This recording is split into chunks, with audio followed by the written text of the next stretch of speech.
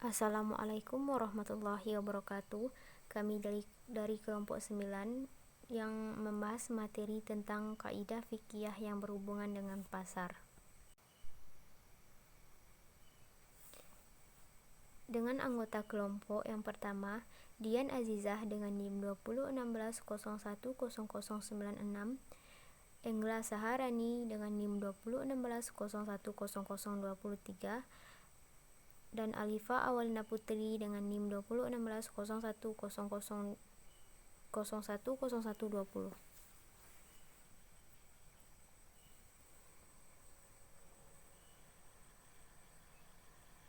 Assalamualaikum warahmatullahi wabarakatuh.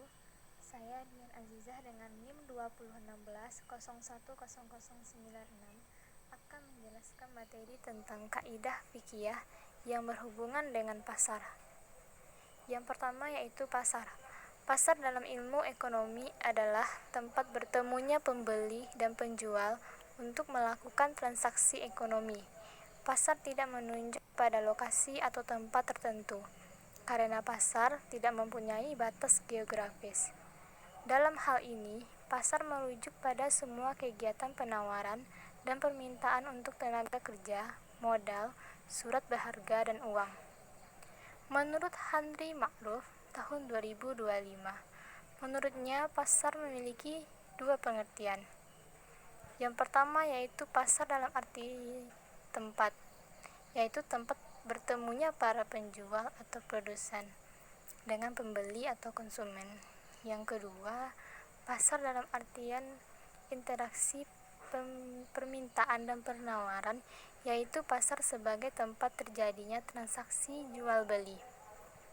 Selanjutnya yaitu kaidah pertama, la yahtaqiru illa qatir.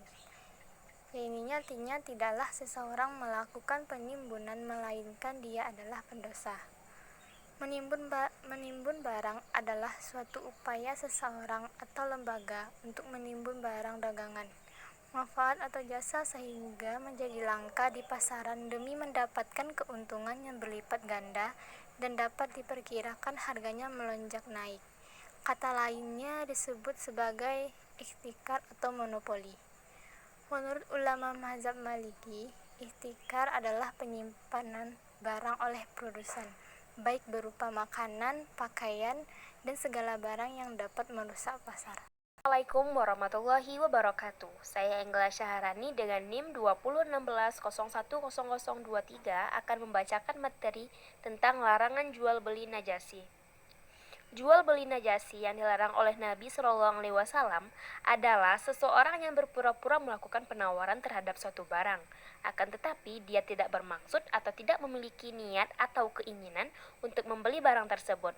Motivasi orang tersebut adalah untuk memberikan keuntungan kepada penjual atau menjerumuskan calon pembeli yang lain yang sungguh-sungguh ingin membeli barang tersebut. Orang yang melakukan najasi disebut dengan istilah najisi.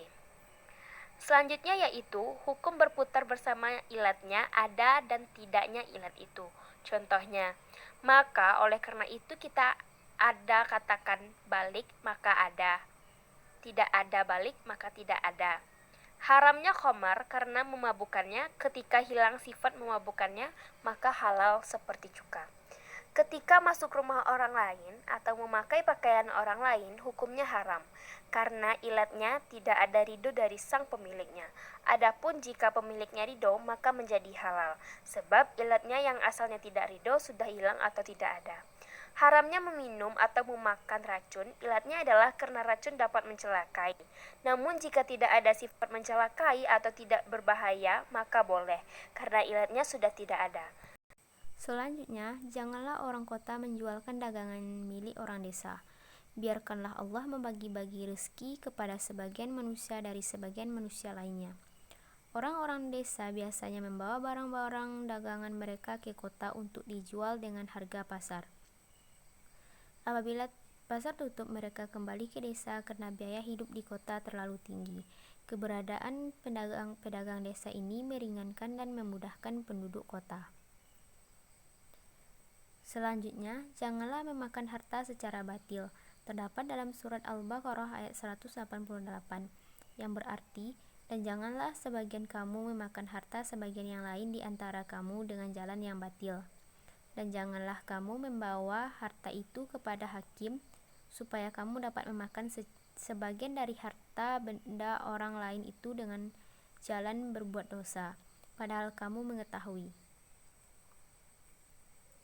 Pada umumnya, orang memahami bahwa percampuran antara yang halal dan yang haram akan dimenangkan yang haram. Sesuai kaidah, apabila percampuran antara yang halal dan yang haram, maka percampuran tersebut dihukumi haram. Sekian penjelasan dari kami. Wassalamualaikum warahmatullahi wabarakatuh.